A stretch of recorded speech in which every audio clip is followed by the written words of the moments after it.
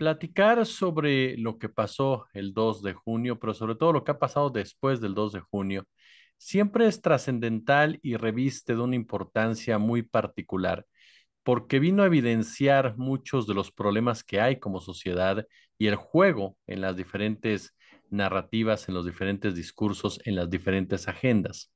Hay una columna en el Heraldo de México que le recomiendo mucho que la lea en heraldodemexico.com.mx opinión, que es de Roberto Morris y que aborda el tema del resentimiento. ¿Cuántas veces no hemos escuchado a Ricardo Salinas Pliego, por citarle un ejemplo, cuando se le cuestiona sobre la deuda de sus impuestos, decir, están resentidos, me tienen envidia como tal? Mi querido Roberto Morris, ¿cómo estás? Muy bien, muy bien. Muchas gracias por invitarme a platicar con tu audiencia y contigo otra vez. Nombre honrado, siempre querido. Oye, pues yo te preguntaría precisamente, hablar de resentimiento, ¿qué papel juega este concepto, esta palabra, en todo lo que se ha manejado como una narrativa capitalista o de beneficio a una oligarquía? Sí, mira, primero se usa la palabra para culpar, en este caso, a los electores, como si su voto fuera erróneo o ignorante o meramente emotivo, como si no fuera pensado, ¿no? Y lo otro, pues también como un insulto. Ahí el primer tema es que tú no puedes generalizar eh, un- una palabra de estas sin caer en racismo y clasismo, ¿no? ¿Cómo se llama? Y querer decir que todas las personas que en este caso votaron por, por la doctora son resentidos, pues realmente lo único que muestra es ignorancia por parte de las personas que lo están usando así, ¿no? Y de hecho muchos de ellos y de ellas son supuestamente analistas políticos muy importantes y académicos, ¿no? Eh, entonces, cuando tú generalizas de esa manera, también estás evitando, como en este voy a decir, oposición en el sentido más amplio, partidos, gente no de partidos, analistas, empresarios, todo lo que cabe en esa palabra oposición, que resisten en hacer una reflexión seria de por qué nos fue como nos fue, o sea, tanto en el 24 como en el 18. Eh, y su única respuesta a eso es que son los resentidos, ¿no? Como si no fuera culpa de ellos en lo más mínimo, eh, como esa derrota tan estrepitosa.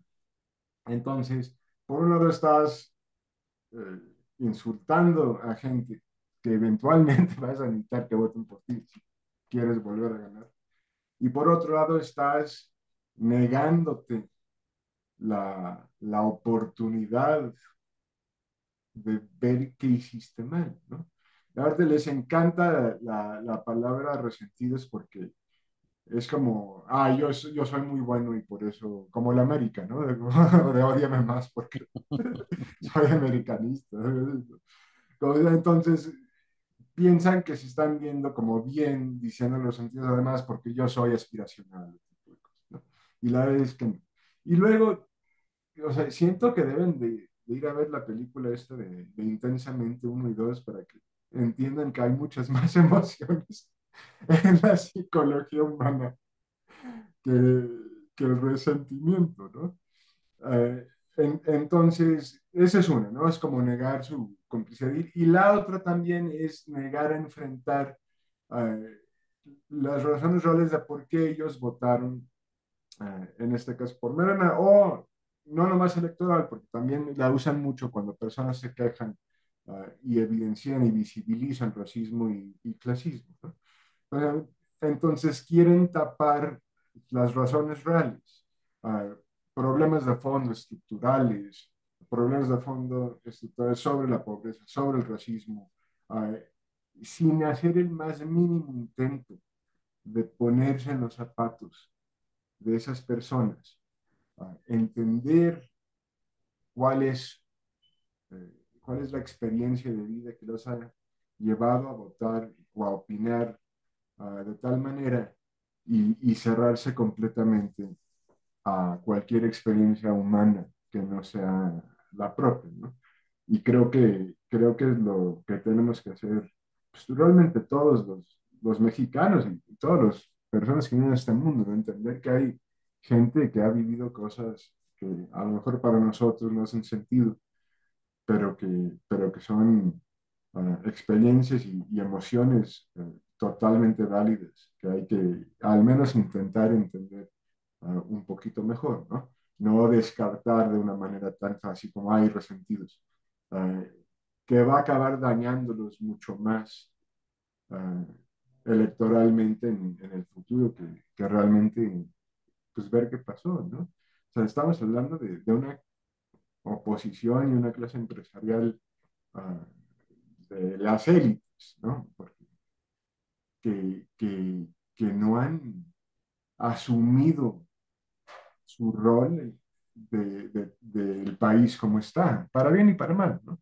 Entonces, no, o sea, no puedes entender la situación actual de México de promesa, de pobreza, de violencia, etcétera, sin entender el actuar de la política y de la iniciativa privada elitista en los últimos 40 50 años, ¿no? Digo, así como ligerito, pues el Pacto por México, todo el daño que hizo en el poco tiempo que estuvo vigente, ¿no?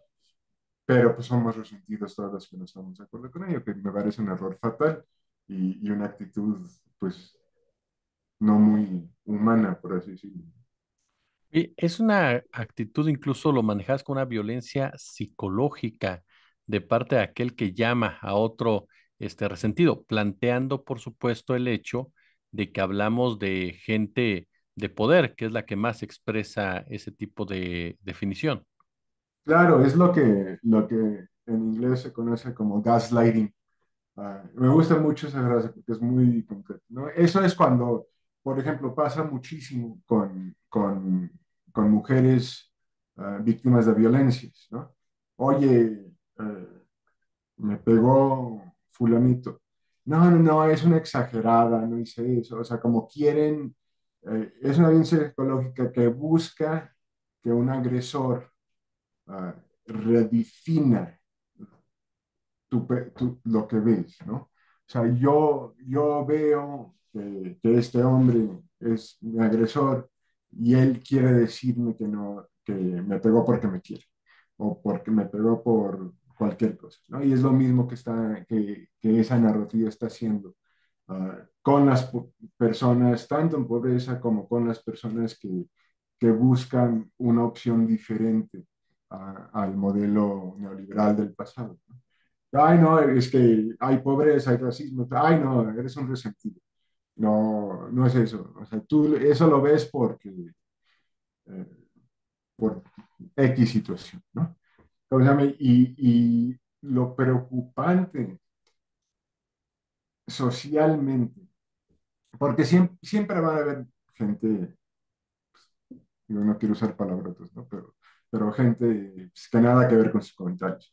Pero el segundo, que cuando un partido político, o cuando varios partidos políticos, retoman esa narrativa como un posicionamiento oficial, ya estás hablando de un racismo y clasismo institucional, ¿no? Como se llama, que ya es oficial y es también, eh, también muy peligroso porque las personas afines a esos liderazgos también la van a retomar. Como Trump. O sea, Trump cuando empezó con expresiones racistas, clasistas, etcétera, mucho de ese dijo, ah, si lo dice él, pues también lo puedo decir yo. Claro. Y empezaron a hacerlo de una manera más abierta, ¿no? Como sea, más violenta. Y lo que pasa es que también luego de las palabras violentas a las acciones violentas, es un pasito, que ya se dio. O sea, vemos es que tampoco puedo decir palabras, vemos este tipo, Alex, el que despidió a su trabajadora del hogar Mm. porque que creo que ni siquiera sabía, creo que sospechaba que votó por la doctora, ¿no? Eso ya es una acción de violencia, ah, que se inspira, por así decirlo, en este tipo de narrativa, ¿no? Como se llama ahora, ¿cuántas personas más pasó eso que ni siquiera nos enteramos y envalentona a estas personas, ¿no? ¿Cómo se llama? Y yo creo que lo que tenemos que hacer es visibilizarlo y que se vuelvan uh, socialmente inaceptable decir este tipo de cosas, porque cuando se vuelve socialmente aceptable, pues es cuando se dan estas expresiones a la luz del día, por decirlo, ¿no? Que pues es incorrecto, aparte de que raya en lo ilegal. Claro, normalizas en un momento dado esto que es el racismo, el clasismo, y como bien lo señalas tú en tu columna, querido, deshumanizas incluso. El pobre es pobre porque quiere, ¿no? Sí, sí. Y pinta una imagen de las personas en situación de pobreza, pues, de flojos, de, de resentidos, justamente como llenos de odio, de enojo, y la verdad es que no es cierto. Como decía, yo creo que esas personas, o sea, les valen dos pepinos lo que piensen de ellos, ¿no? Como se llama, el tema es como dice, o sea, esta narrativa lo que hace es generar acciones mucho más allá de las palabras. Y también cuando ellos gobiernan políticas públicas, pues como las de Milei, por ejemplo, ¿no? Es Ujú. que no quieren trabajar, entonces vamos a hacer esto, ¿no? Quitar apoyos sociales, etcétera, y que tienen pues, causas desastrosas económicas. Digo, ahí eso no nos tiene que contar nadie porque ya lo vivimos durante muchos años, ¿no? Pero sí, sí es preocupante de cómo se está radicalizando discursivamente cierta parte de la oposición. Tampoco quiero generalizar porque es justo lo que ellos están haciendo, ¿no? Pero sí hay personas ya con discurso abiertamente de odio que están en la Cámara de Diputados, que están en situaciones de poder que sí, que ellos pueden obstaculizar o tomar decisiones en contra de muchas personas, ¿no? Basados en racismo y clasismo. Hay medios, y te lo comento, mi querido Roberto, sé que a lo mejor tú también estás enterado, en donde la palabra desigualdad está prohibida. No puedes decir desigualdad social porque Ujú. según sus dueños no existe la desigualdad social o no es un problema principal. Esta retórica en muchas ocasiones desvía, ¿no? El fondo del problema y se queda justamente a la mitad del mismo, es decir, justifico, ¿no? Mi actuar, lo normalizo y temas tan trascendentales como la justicia social o la desigualdad social, pues simplemente no existen. Es quererse, hacerse la vista gorda, ¿no? Y imaginar un país pues, que no existe. Por supuesto que existe la desigualdad. Y luego, o sea, y si no la mencionas, y si no están completamente pues, enterados, pues cómo van a hacer su plataforma política, ah, con cualquier posibilidad de conectar con la gente, si no aceptan pues que hay una desigualdad tremenda en el país, ¿no? Y que mucha gente votó por la doctora y por Andrés Manuel en su momento, por justamente por lo que proponían en su momento y lo que lograron ahora, ¿no? Pero eso también les quita el recurso de son tontos, no saben por qué votan. O sea, yo creo que es lo más racional del mundo, votar por alguien que te resolvió o que te ayudó a resolver o a mitigar un problema. Porque, principalmente fueron el incremento en el salario mínimo, lo que sacó a mucha gente de la pobreza, que eso tampoco lo quiero reconocer la oposición. Para la oposición es, ay, les regaló dinero. No, no, o sea, fue todo un proyecto de política pública, de programas sociales, de incremento en salario mínimo y de otro tipo de mejoras,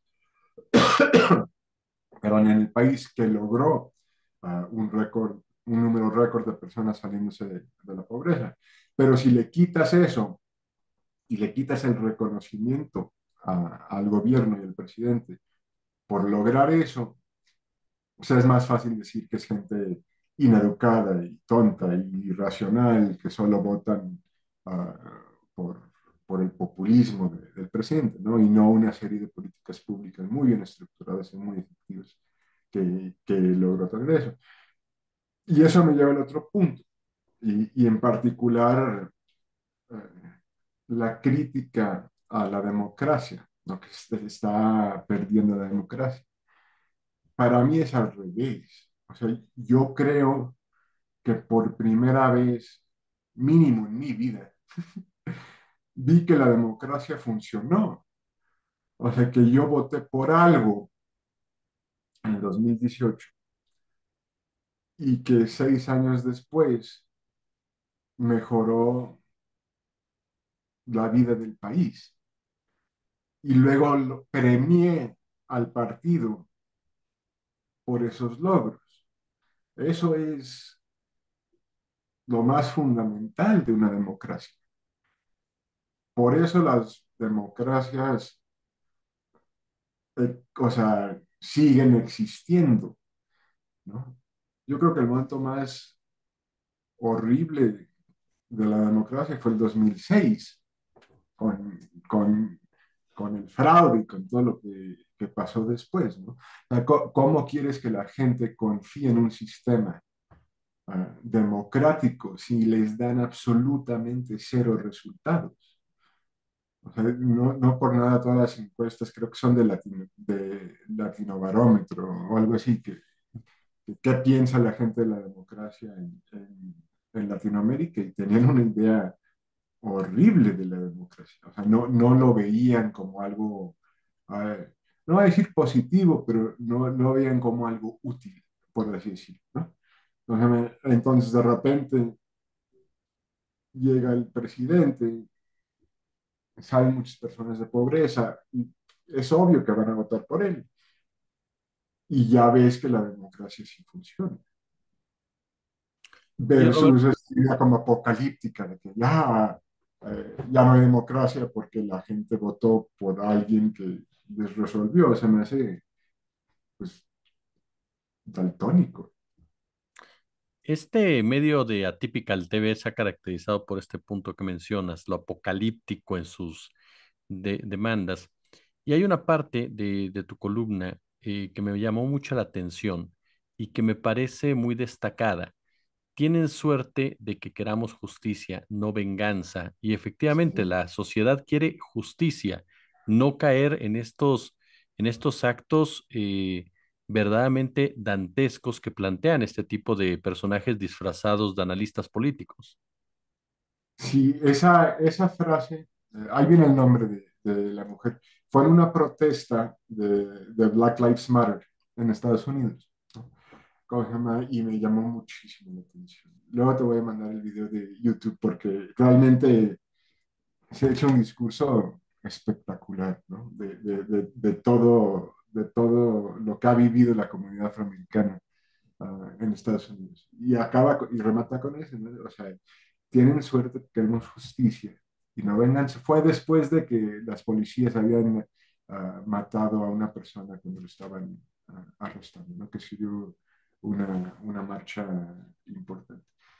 Y yo creo que tiene mucha razón, y la traemos a México, ¿no? Tenemos mucha suerte como que todas esas personas quieren justicia y no venganza, porque después de todo lo que han vivido desde hace 40 años, pues creo que es válido Y creo que muchas veces los superanalistas de Atypical confunden uh, el resentimiento con el enojo, ¿no? Yo creo que mucha gente está o estaba enojada con el sistema y por la falta de resultados, que también es una emoción muy válida, ¿no? Y creo que, bueno, quizás ellos no tienen salvación, pero otras personas de la oposición, creo que sí sería muy importante hacer un estudio importante de la situación social en México y leerlo con una mente abierta y entender un poquito más qué está pasando en el país, si quieren ser una oposición relevante, ¿no? Porque así como van, pues no, no tanto. Oye, querido, la meritocracia, ¿tú crees que se ha ido ganando la batalla cultural a la meritocracia? Sí, yo creo que se está logrando mucho, desde la academia, desde la política, desde luego, y creo que también desde el sector empresarial, ¿no? Ah, obviamente hay grandes fortunas y oligarcas que, pues no, pero pues a ellos con la política pública podemos lograr que sean más justos, ¿no? Pero yo creo que también hay muchos empresarios, y ni siquiera pequeños, o sea, pequeños, medianos y grandes, grandes, no Carlos Slim, pero grandes que pueden tener un impacto importante en la vida de muchas personas, que, que creo que también ellos mismos fueron víctimas uh, psicológicas de estos tabús de la economía, ¿no? De que si le pagas más a la gente va a haber inflación y ese tipo de cosas, ¿no? Y yo creo que ellos están viendo los méritos de una política pública de izquierda simplemente porque el consumo está por los cielos. En México hay mucho consumo, mucha confianza del consumidor, que obviamente eso les beneficia, ¿no? A sus empresas, sus ventas, etcétera. Entonces creo que ya están muchos de ellos están en un punto de, del beneficio de la duda a, a lo que está haciendo económicamente el actual presidente y lo que seguramente va a continuar la doctora Sheinbaum, ¿no? Incluso eh, los mercados también, por el tema del peso, etcétera, están confiando en el modelo. Lo que sucedió la semana pasada, que hubo una devaluación momentánea, realmente o sea, no era tanto por política económica, era un rollo especulativo que ya se corrigió, ¿no? Entonces, o sea, las mismas personas que estaban muy en contra de políticas populistas y así, pues ya están viendo los beneficios, no solo para la sociedad, pero para ellos mismos también, ¿no? Que es válido que también le vayan mejor a los empresarios, que mejor si es gana-gana para todos. Entonces ya creo que están viendo ya a sus antiguos maestros o líderes de opinión hablar mal de esta política y no les está haciendo sentido como quizás antes les hacían, ¿no? Y yo creo que ya los ven como personas que lo único que están haciendo es proteger ciertos privilegios que tenían, ni siquiera materiales, como su reputación, por así decirlo, ¿no? En medio. Entonces, creo que estamos avanzando mucho con, con quitar ese mito de la meritocracia y realmente ver temas estructurales en cómo está dividido nuestro país por clase y por raza y todo. Y me da mucho gusto, creo que es una época muy interesante para estar viviendo y para estar viendo lo que está pasando en la política. Mi querido Roberto Morris, consultor político, yo quiero agradecerte, como siempre, estos minutos para nuestra comunidad. Muchísimas gracias por invitarme y cuando quieras.